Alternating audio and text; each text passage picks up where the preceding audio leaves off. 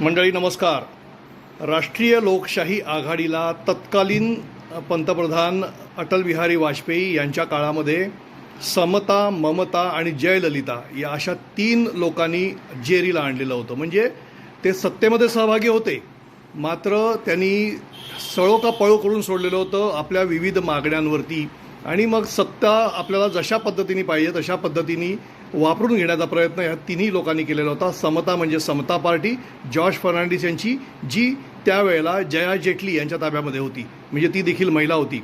दुसरी ममता म्हणजे ममता बॅनर्जी, ज्या तृणमूल काँग्रेसच्या आत्ताच्या अध्यक्ष आहेत आणि आता ज्यांना बंगालमध्ये भाजपाने पराभूत केलेलं आहे. आणि तिसऱ्या ज्या आहेत त्या जयललिता, म्हणजे त्यांचा अण्णा द्रमुक जो पक्ष आहे त्याच्या त्या सर्वेसर्वा होत्या, तामिळनाडूच्या मुख्यमंत्री होत्या आणि त्यावेळेला त्या पक्षाच्या प्रमुख होत्या आणि सर्वेसर्वा होत्या.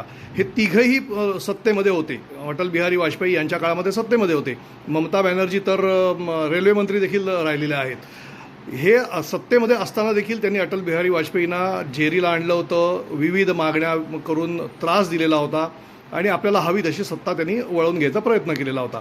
आता पुन्हा तेच लोक सत्तेमध्ये आणण्यासाठी आल्यानंतर पुन्हा बघा, त्यातल्या समता पार्टी जी आहे ती आता संपलेली आहे. जॉर्ज फर्नांडिस अस्तित्वात नाहीत, जया जेटली देखील नाहीत.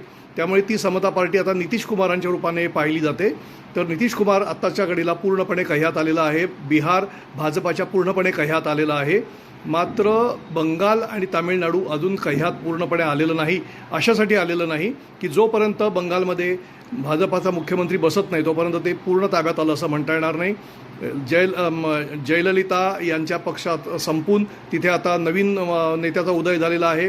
विजय जोसेफचा, म्हणजे ज्याला आपण जो अभिनेता विजय आहे त्याचा उदय झालेला आहे. तो मुख्यमंत्री होण्याकरता अडचणी आहेत. तिथल्या राज्यपालांनी त्याला स्पष्टपणे बहुमत सादर कर, समर्थनाचं पत्र सादर कर 118चं, तरच तुला मुख्यमंत्री पदाकरता बोलवलं जाईल असं सांगितलेलं आहे. ते त्याला सध्या शक्य झालेलं नाही आहे. 112वरती त्यांचं गाडं अडलेलं आहे. बघूया पुढे तिथे काय होतं आहे. इकडे मात्र ममता दिदींना कह्यात ठेवण्याकरता राज्यपालांनी त्यांच्या अधिकाराचा वापर करून विधानसभा बरखास्त केली आहे. विधानसभा 7 तारखेला बरखास्त होणं अपेक्षितच होतं, त्यामुळे ती कायद्यानुसार बरखास्त झालेली आहे. याला ममता बॅनर्जी काही करू शकत नाहीत. आता पुढच्या 2 दिवसामध्ये, म्हणजे कदाचित उद्याच नवीन मुख्यमंत्री शपथ घेतील आणि त्यामुळे ममता बॅनर्जींचं अस्तित्व संपेल. त्यांनी मुख्यमंत्रीपदाचा राजीनामा द्यायला नकार जरी दिलेला असला तरीसुद्धा फारसा काही फरक पडलेला नाही. त्यांना असं वाटलं होतं की आपण काहीतरी पेच निर्माण करू, मात्र प्रत्यक्षात तसं ते होऊ शकणार नाही आहे. 9 तारखेला भाजपाचा नवीन मुख्यमंत्री तिथे बसेल.